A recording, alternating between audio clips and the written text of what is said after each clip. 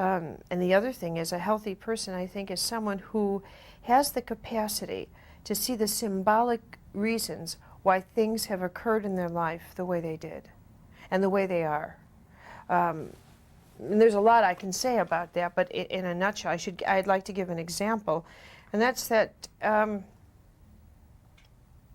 imagine that you are the sort of person who has relationships, personal, let's talk about a romantic relationship, that always ends in the same way. You're the sort of person who enters into relationships in which you are always there to help the other person.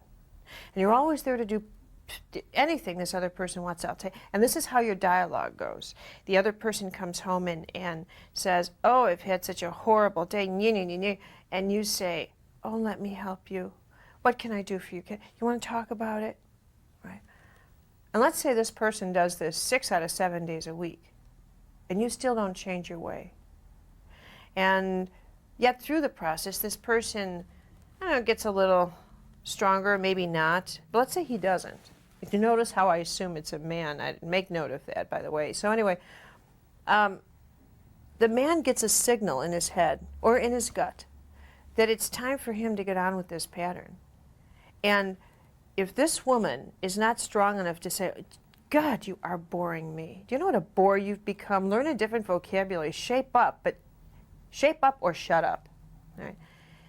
His own life force is going to guide him out of that relationship and into another relationship where his partner would be strong enough to do that for him. In the meantime, you are going to feel abandoned and abandoned and abandoned again. Now, if you decide to be angry at that man, you're going to miss the point. Instead, you need to take a symbolic look. You need to stand back and say, why does this happen to me every 3 months with everyone I date? What's going on here? It's got to have something to do with me.